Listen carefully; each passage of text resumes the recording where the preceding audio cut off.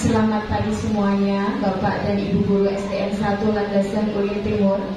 Yang saya hormati, bagaimana kabar Bapak dan Ibu hari ini?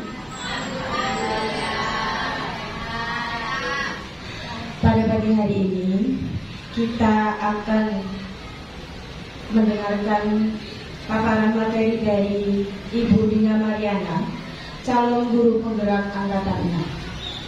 Yang pertama, ulun buka workshop hari ini dengan bacaan Bismillah. Bismillahirrahmanirrahim. Untuk acara yang kedua, pembacaan doa kepada Bapak Arif, waktu dan tempat saya persilakan.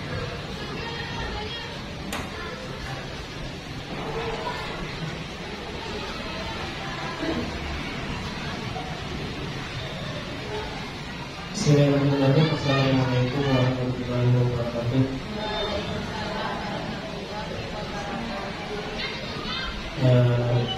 Sebelum berdoa, izin kami menyampaikan khusus bagi yang beragama Islam, mari kita awali doa dan sama-sama membaca surah Al-Fatihah.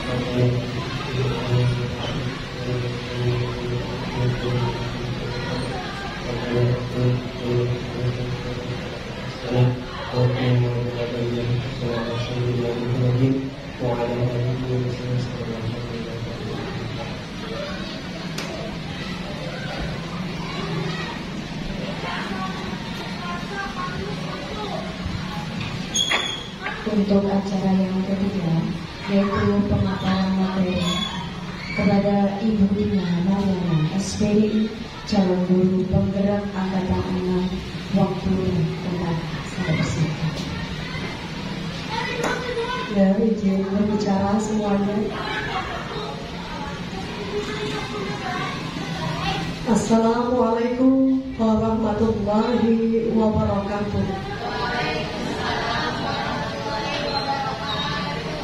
Salam dan bahagia ya, jadi di pendidikan guru penggerak kami selalu diajarkan di awal-awal, bahkan di akhir juga memberikan salam dan bahagia. Mudah-mudahan hati kita semua bahagia. Amin ya rabbal alamin. Alhamdulillahirobbilalamin. Assalamualaikum warahmatullahi wabarakatuh. Sayyidina wa maulana Muhammadin wa alihi ajma'in, amma ba'du. Puji syukur kepada Tuhan atas segala nikmatnya, rahmatnya, sehingga di siang hari ini bisa berkumpul bersama Bapak Ibu guru hebat dalam rangka penanaman konsep tentang budaya positif.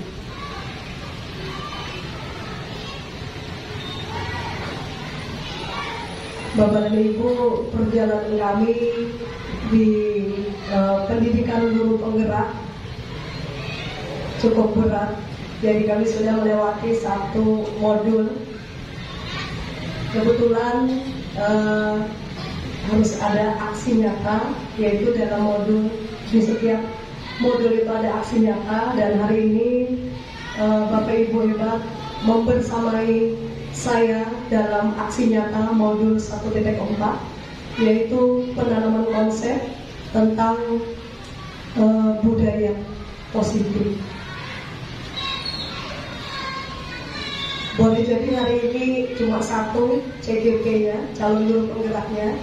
Mudah-mudahan kedepannya banyak bertumbuh guru penggerak di SDN 1 Landasan Kulit Timur kami di Kabupaten ini.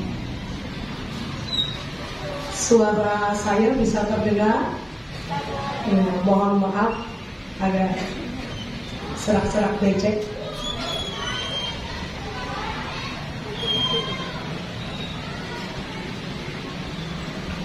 Bapak dan Ibu yang saya hormati, mungkin bertanya-tanya, apa itu budaya positif? Ada yang bisa beri contohnya tidak? Tentunya setiap sekolah sudah menerapkan yang namanya budaya positif. Budaya, kita sering mendengar kata itu berbudaya atau membudayakan. Boleh, mungkin berawal dari pembiasaan. Ada lagi Bapak, Ibu, budaya positif. Rupanya ada juga yang disiplin positif. Yang ketiga ada motivasi perilaku manusia. Yang keempat, kebutuhan dasar. Yang kelima, posisi kontrol restitusi. Yang keenam, keyakinan kelas. Dan terakhir, segitiga restitusi. Jadi kalau Bapak Ibu nanti ada yang lulus dalam guru penggerak tesnya, nah nanti materi yang akan dipelajari kurang lebihnya untuk modul 1, submodul 1.4 isinya adalah seputar yang 7H itu tadi. Hari ini saya memberikan pemantik saja, jadi tidak akan terlalu dalam, supaya Bapak Ibu penasaran, supaya Bapak Ibu kepengen juga, karena semua materi dalam diklat PGP itu Bapak Ibu daging semua, ya, jadi luar biasa, disusun sedemikian rupa, ilmunya sangat dalam. Kita masuki yang pertama, perubahan paradigma belajar, yaitu perubahan paradigma tentang teori kontrol. Selama ini sebagai guru kita merasa kitalah yang paling berkuasa, kitalah yang harus mengontrol siswa. Siswaku ini semuanya harus seperti ini loh. Siswaku, muridku ini harus semuanya dapat 100 semua. Jadi seringkali kita melakukan hal-hal seperti itu, merasa kitalah yang harus mengontrol murid kita, dan kita ingin murid kita itu kita kontrol sesuai harapan si guru. Misalnya ingin cerdas semua, ingin hebat semua, ingin jago matematika semua, ya, dan ingin yang lain. Itulah yang selama ini seringkali kita lakukan sebagai guru. Lalu bagaimana jika murid kita tidak sesuai yang kita harapkan? Biasanya diapain? Diremedi. Kalau nilai diremedi. Kalau perilaku sudah ditegur sekali, nah masih aja berkelahi. Biasanya kita beri apa ke mereka? Beri hukuman, beri sanksi, ya. Kalau kamu tidak menurut kata-kata ibu, ibu beri sanksi keliling lapangan, misalnya. Itulah yang sering kita lakukan. Atau kita tidak sabar ketika kita ingin anak itu berbuat sesuai yang kita inginkan, lalu kita memberi iming-iming imbalan. Nah, nanti kalau ada yang bisa mengerjakan ini dapat hadiah. Lalu anak-anak berebut maju ke depan. Terus besok nggak dikasih hadiah, kira-kira anak-anak berebut nggak maju, nggak ada yang mau.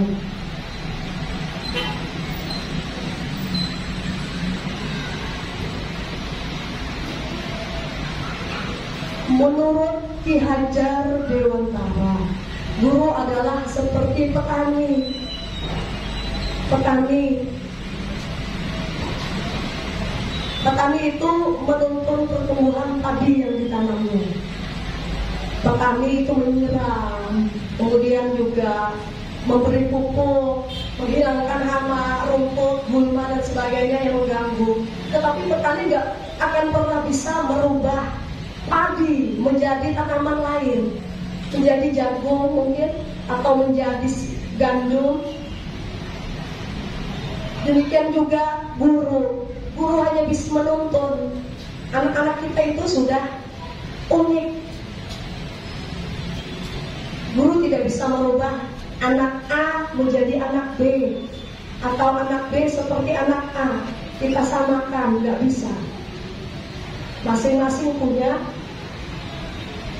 kelebihan dan kekurangan.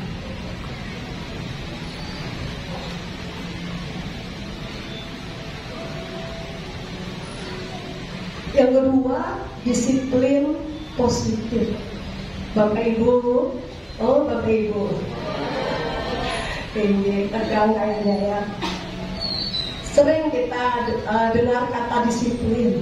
Menurut Bapak Ibu, disiplin itu apa sih?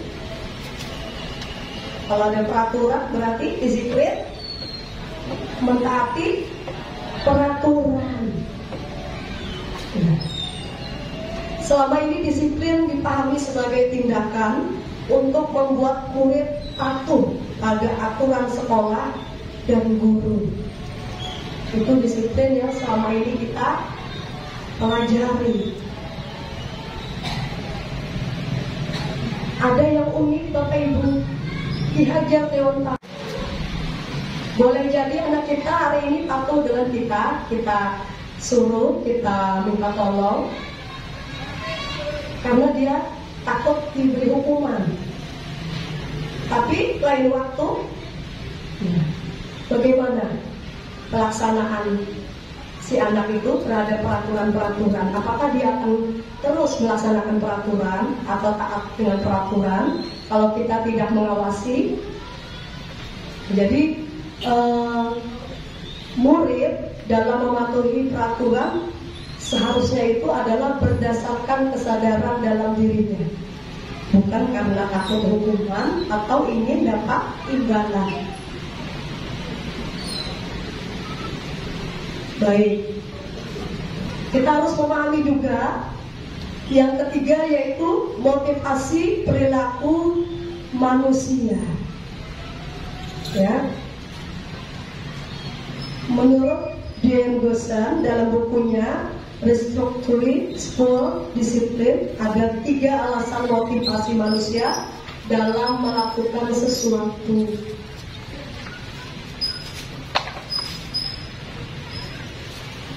Nah, jadi ada 3 ini dikelompokkan. Yang pertama, untuk menghindari ketidaknyamanan atau hukuman.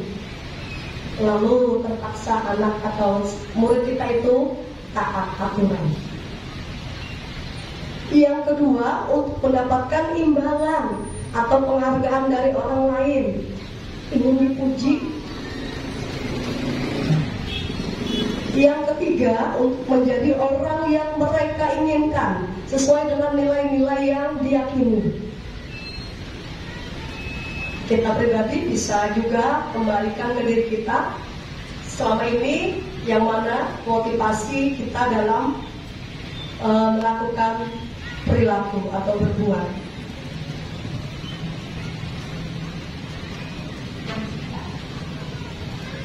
Tindakan pendisiplinan dengan memberikan hukuman atau imbalan bisa disebut motivasi eksternal. Jadi poin yang A dan B, nah ini disebut motivasi eksternal dari luar. Itu sifatnya sementara.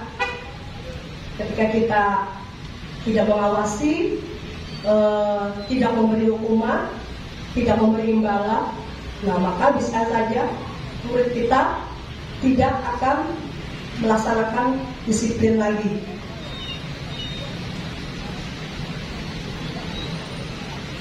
Barangkali dengan hukuman dan imbalan murid kita menjadi patuh.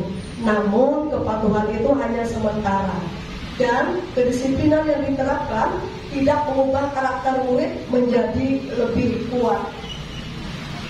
Pernahkah kita memikirkan bagaimana budaya antri di daerah kita? Iya, mungkin belum tertanam ya Pak ya. Nah, masih banyak yang menyerobot atau dalam berlalu lintas. Nah, itu semua adalah buah dari penanaman disiplin anak-anak atau siswa di bangku sekolah.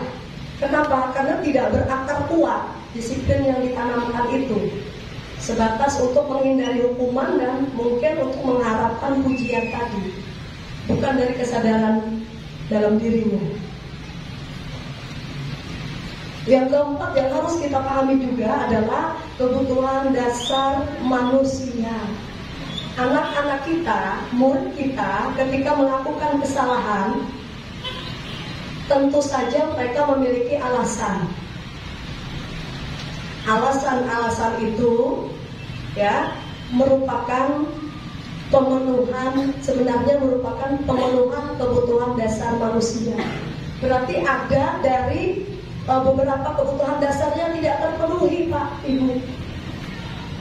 Dan kita harus tahu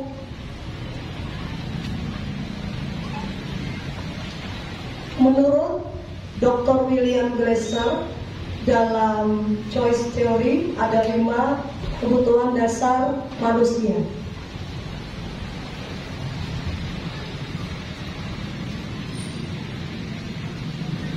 Yang pertama, kebutuhan bertahan hidup.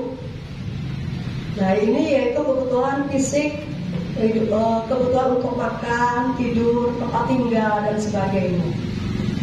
Yang kedua, yang B, kebutuhan cinta dan kasih sayang. Nah, ini jangan disepelekan.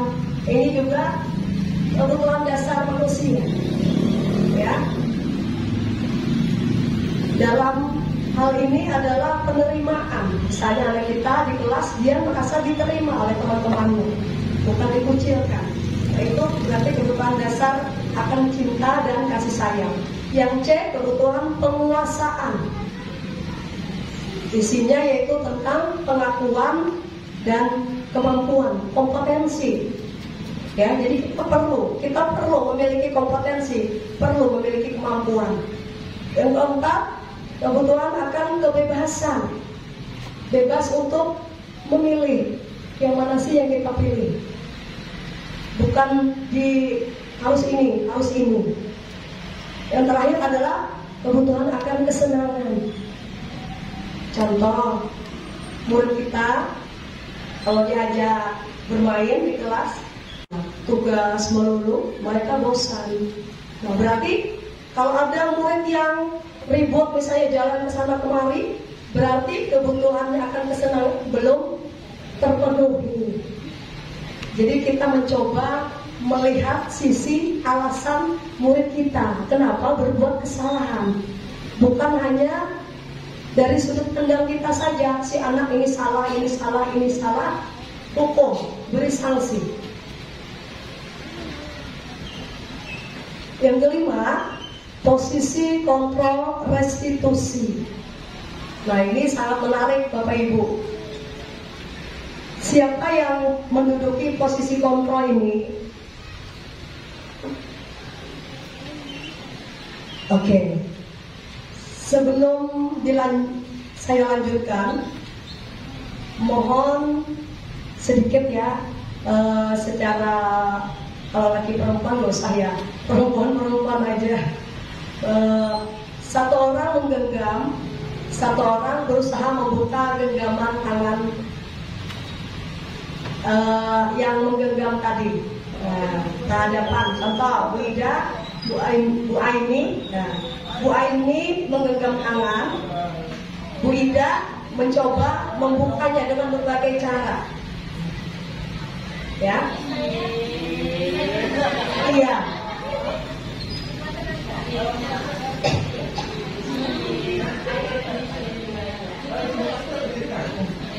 Bu Aini sekuat tenaga menahan genggamannya. Bu Ida juga sekuat tenaga. Coba kira-kira. Nah, siapa Bu Ida membuka?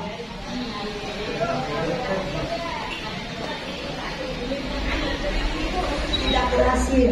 Sekarang gantian, Bu Ide yang genggam, Bu Aini yang buka.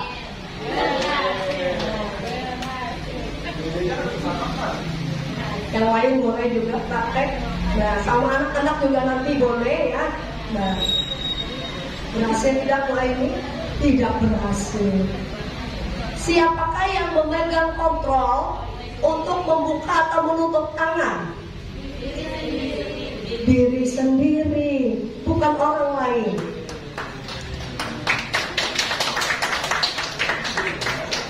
Jadi kita sendiri yang menentukan, mau dipengaruhi, mau bagaimana, itu kita sendiri yang mengontrol. Baik bicara masalah posisi kontrol restitusi, Bapak dan Ibu, ada 5 ya. Sebagai penghukum, kita bisa sering menjadi sebagai penghukum, sebagai pembuat rasa bersalah, sebagai teman, sebagai pemantau, dan sebagai manajer.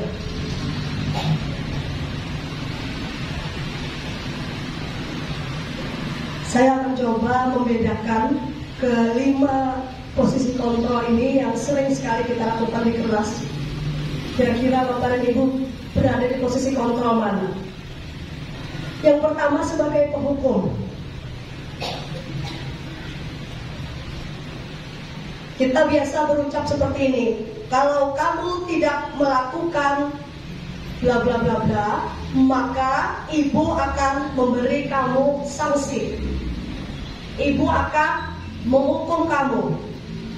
Atau kalau kamu tidak mengerjakan tugas ini, kamu tidak boleh masuk ke kelas. Ayo, siapa yang biasa seperti itu? Jujur, saya pribadi sering seperti itu. Berarti saya mengatakan diri saya sebagai guru adalah pada posisi kontrol sebagai penghukum. Yang kedua sebagai pembuat rasa bersalah. Contohnya adalah kata-kata yang sering kita gunakan. Kamu sudah mengecewakan ibu. Saking keselnya sama murid, ditegur nggak mau nurut, kita berucap seperti itu nggak sadar. Kamu sudah bikin ibu kecewa. Kamu bikin malu ibu. Dan lain-lain. Itu membuat anak merasa bersalah. Yang nomor 1 dan 2, posisi kontrol sebagai penghukum dan posisi kontrol sebagai pembuat rasa bersalah, itu adalah posisi kontrol yang negatif. Mudah-mudahan kita bisa tinggalkan Bapak dan Ibu, karena dampaknya bagi anak itu kurang baik. Dampaknya bisa melukai anak. Boleh jadi anak menurut saat itu, tapi di lain waktu dia tidak akan menurut lagi. Di belakang kita dia tidak akan menurut lagi, karena dia terluka. Apalagi kalau kita beri sanksi fisik misalnya. Kalau sanksi yang non fisik itu verbal, melukai perasaan, itu bisa terbawa sampai mati. Luka hatinya. Bagaimana dengan posisi kontrol yang ketiga sebagai teman? Sebagai teman itu kita sering ceramah melulu misalnya. Yang keenam, nah, tadi ada berbicara tentang keyakinan. Apa yang kamu yakini, nak? Ini mungkin sesuatu yang menurut kita adalah asing atau belum familiar bagi kita. Bapak dan Ibu, ada nggak di kelas kita peraturan kelas? Tata tertib kelas ada tidak? Ada. Nah, siapa yang buat peraturan kelas itu? Guru. Murid kita dilibatkan tidak? Dilibatkan. Apa semuanya merasa terlibat? Belum. Kadang hanya satu arah. Gurunya ingin seperti ini, lalu dibuat peraturan, ditempel. Bapak dan Ibu, keyakinan kelas adalah salah satu disiplin positif yang bisa kita terapkan dalam pembangunan budaya positif di sekolah. Jadi di kelas itu kita menanamkan nilai-nilai kebajikan yang diyakini bersama. Jadi guru sebaiknya ini di awal tahun ajaran atau di awal semester, guru mengajak siswanya untuk berdiskusi. Untuk apa? Untuk membahas keyakinan kelas.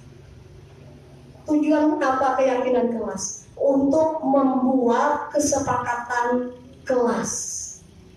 Kesepakatan kelas ini sebenarnya nama lain dari peraturan atau tata tertib di kelas yang biasa kita tempel. Tapi namanya kita rubah, kesepakatan kelas. Caranya gimana? Kita libatkan semua murid kita.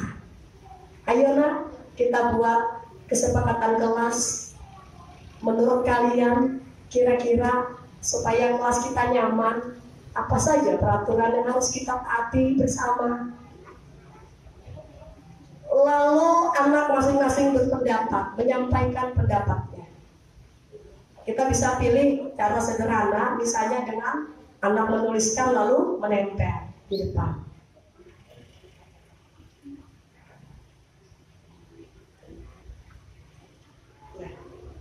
Sebelum ke contoh kesepakatan kelas, ada sedikit ciri-ciri keyakinan kelas. Keyakinan kelas bersifat lebih abstrak dari peraturan.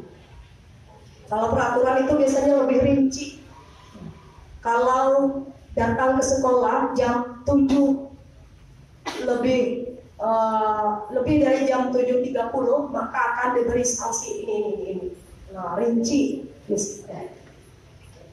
Kalau keyakinan kelas ini secara garis besar, datang ke sekolah tepat waktu.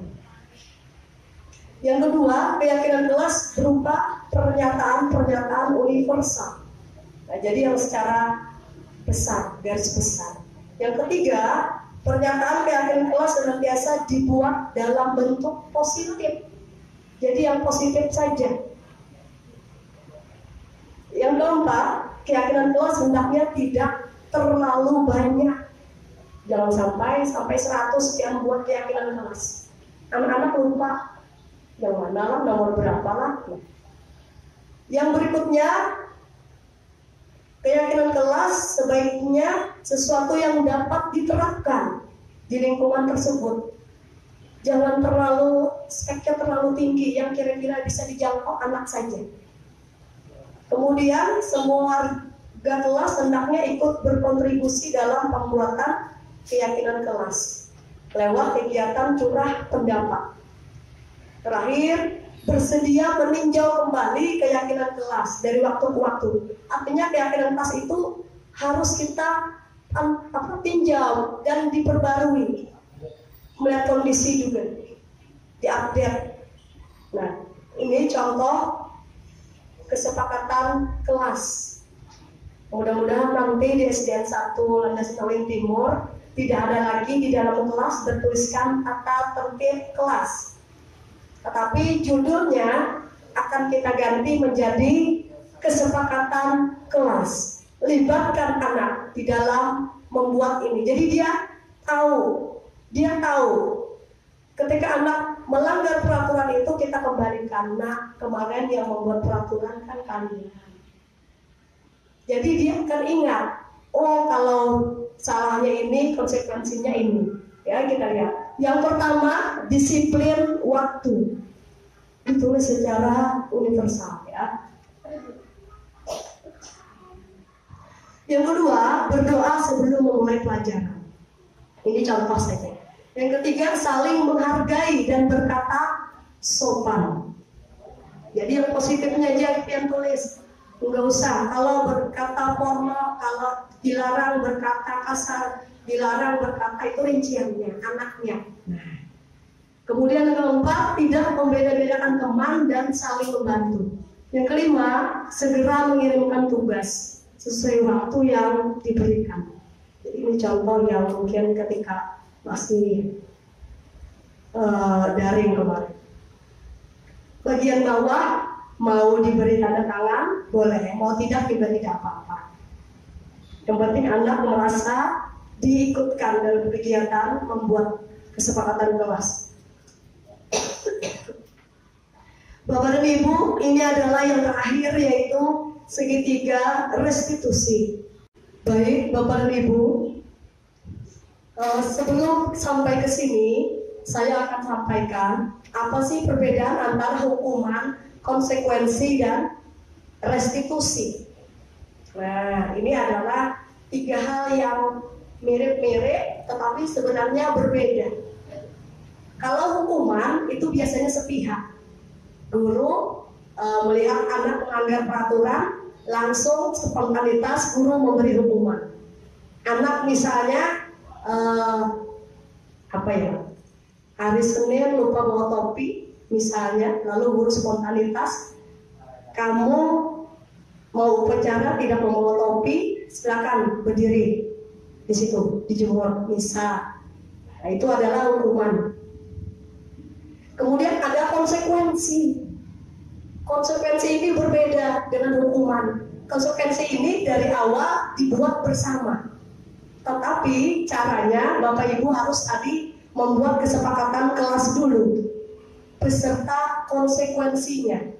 Misal, apabila nomor 1 disiplin waktu. Nah, untuk masalah disiplin waktu, kalau misalnya ada teman kalian yang datang terlambat, kira-kira apa nanti konsekuensinya kalau datang tidak tepat waktu?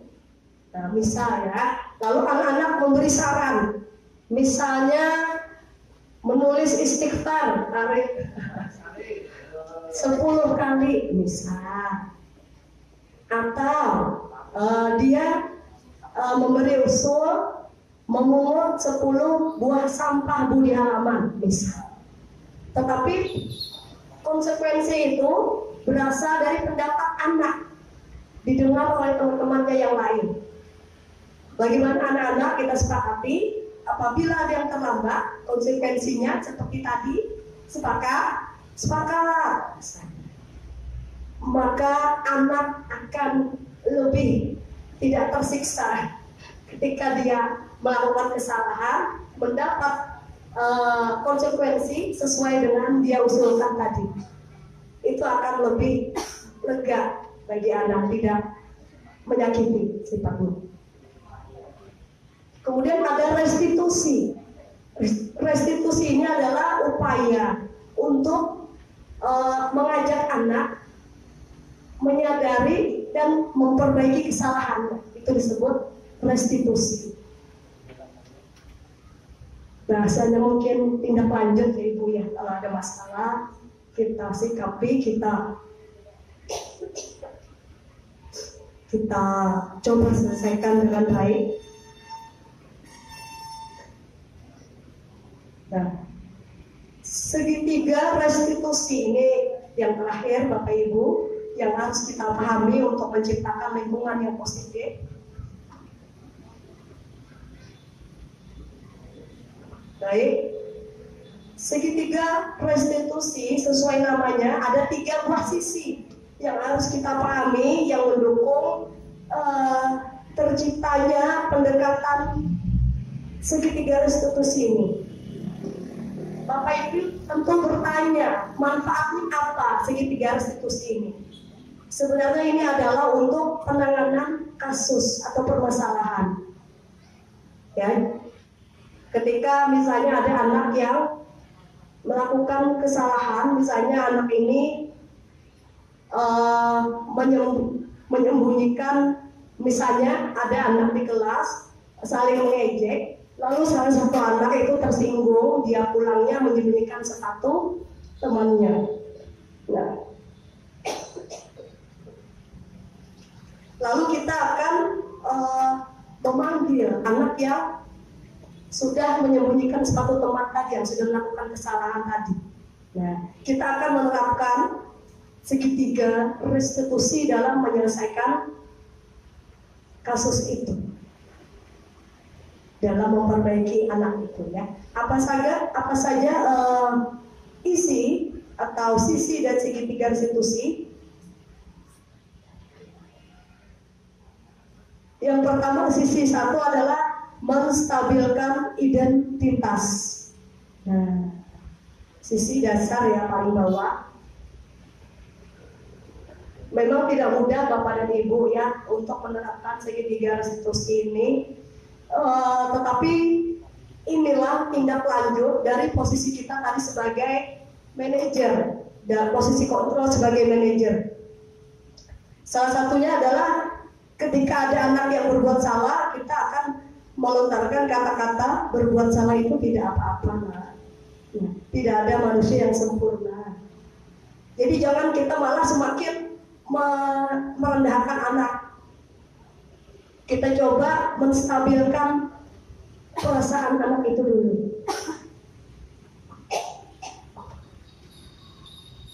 Sisi yang kedua yaitu validasi tindakan yang salah. Ya, sesuatu yang di luar kebiasaan kita. Kita tahu anak melakukan kesalahan, kita coba stabilkan emosinya, perasaannya. Setelah itu kesalahannya divalidasi, tapi bukan berarti membenarkan, oh nggak apa-apa kamu berbuat seperti itu, bukan. Tetapi kita memberikan penguatan si anak supaya anak ini bangkit, bukan merasa semakin terpuruk karena kesalahan dia itu. Supaya anak itu tetap percaya diri. Ya, apa yang kita katakan dalam sisi kedua ini? Misalnya murid saya tadi yang menyembunyikan sepatu tadi, nah apa yang sudah kamu lakukan pada temanmu? Iya Bu, saya menyembunyikan sepatunya. Oh, untung kamu cuma menyembunyikan sepatunya, bukan melakukan hal yang lebih buruk dari itu ya. Ya jadi ya bahasanya mungkin seperti ada pembelaan, ya. Namanya validasi tindakan yang salah, tapi kita tidak bermaksud untuk membenarkan kesalahan anak, tetapi sifatnya ini untuk membangkitkan percaya diri anak. Sisi yang ketiga adalah menanyakan keyakinan. Nah, kembali lagi keyakinan itu, ya. Apa nilai-nilai umum yang telah kita sepakati? Misalnya kata anak, nilai saling menghormati Bu, misalnya. Apa bayangan kita tentang kelas yang ideal? Oh, kelas yang tidak ada yang berantem, kelas yang tertib, dan sebagainya. Jadi kita menggali kemampuan anak berpikir, Bapak dan Ibu. Bukan selalu kita, kamu harus ini. Kamu salah, cara penyelesaiannya kamu minta maaf, kamu ganti yang rusak, semuanya dari kita semua. Anak tidak diberi kesempatan untuk berpikir, menyelesaikan masalah. Sedangkan nanti dia tumbuh besar, dia akan menghadapi berbagai masalah. Intinya, sedini mungkin anak-anak dilatih untuk menyelesaikan problemnya sendiri, untuk menggali apa sih penyelesaian dari kesalahan yang dia perbuat. Contoh, tadi murid saya menyembunyikan sepatu, Joshua misalnya menyembunyikan sepatu. Joshua tahu apa yang Joshua lakukan itu salah. Iya Bu, itu salah. Apa yang nanti akan Joshua lakukan untuk memperbaiki kondisi? Saya akan minta maaf Bu kepada teman. Jadi kita biarkan dia yang memberi solusi, bukan kita yang selalu mendikti. Memang agak berat ya untuk anak SD ya, apalagi anak kelas rendah. Tapi ya sebagai guru kita berusaha ya sesuaikanlah dengan kondisi murid. Bahasa kita juga sesuaikan. Nah, sedikit sebelum ditutup ada sedikit refleksi sedikit saja Bapak Ibu. Bagaimana posisi kontrol yang Anda laksanakan selama ini? Kira-kira seringnya sebagai apa? Penghukum kah? pembuat rasa bersalah kah, sebagai teman kah, atau pemantau saja, atau manajer yang mampu mengatur tadi? Kira-kira yang mana?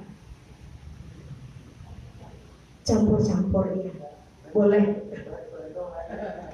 Ini kalau ulun pribadi yang paling sering sebagai penghukum dan pembuat rasa bersalah, jujur, dan sekarang sudah insaf. Benar, kita harus insaf karena itu melukai anak-anak kita. Kita berusaha ke depannya menjadi lebih baik, ya, untuk menumbuhkan generasi penerus dengan karakter yang lebih kuat. Pertanyaan kedua, refleksi kedua, bagaimana disiplin yang sudah dilaksanakan di kelas Anda? Apakah disiplin positif atau disiplin dengan hukuman? Kira-kira yang mana yang sudah kita terapkan? Sebenarnya yang disiplin dengan hukuman itu masih menerapkan pola-pola pendidikan zaman kolonial Belanda sebenarnya.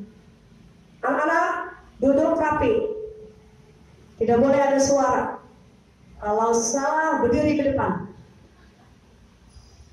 Itu adalah pola-pola pendidikan zaman kolonial Belanda yang masih terbawa sampai saat ini, Bapak Ibu. Terus kalau ribut di kelas bagaimana murid kita? Nah, itu tandanya mereka menikmati proses pembelajaran. Iya. Sebatas itu tidak melukai, tidak menyakiti, dan masih dalam posisi wajar, ya. Apalagi dalam diskusi, ya. Baik, Bapak dan Ibu, sekian dan terima kasih. Sekilas tadi paparan materi dari saya. Terima kasih atas perhatiannya. Saya kembalikan kepada Ibu Lilis. Terima kasih kepada Ibu Dina Mariana atas pemaparan materi yang disampaikan. Acara selanjutnya yaitu sesi tanya jawab. Silakan Bapak Ibu Guru, bila ada pertanyaan bisa ditanyakan. Satu pertanyaan, silakan Bu Aini. Ya, terima kasih. Assalamualaikum warahmatullahi wabarakatuh. Ibu Dina, kami mohon bertanya dari paparan materi yang disampaikan tadi, kami ingin tahu bagaimana cara menumbuhkan budaya positif di kelas, Bu. Terima kasih. Dan terima kasih Bu Aini. Tugas berat kita ya sebenarnya menumbuhkan budaya positif di kelas ini, jadi tidak semudah membalik telapak tangan. Jadi kita tadi mulai dengan diskusi dulu, Ibu Aini dan Ibu, Bapak Ibu yang lain, kita buat kesepakatan kelas. Kita mulai dari hal kecil dulu. Kesepakatan kelas tadi tentunya ada konsekuensinya, dan itu harus disepakati bersama. Jadi ketika ada anak yang melanggar, maka tidak ada lagi hukuman atau sanksi, tetapi yang ada hanyalah konsekuensi. Kemudian apabila masih ada berulang-ulang kali melanggar peraturan, maka kita akan melakukan tadi penanganan dengan segitiga restitusi. Demikian Bu Aini, terima kasih atas pertanyaannya.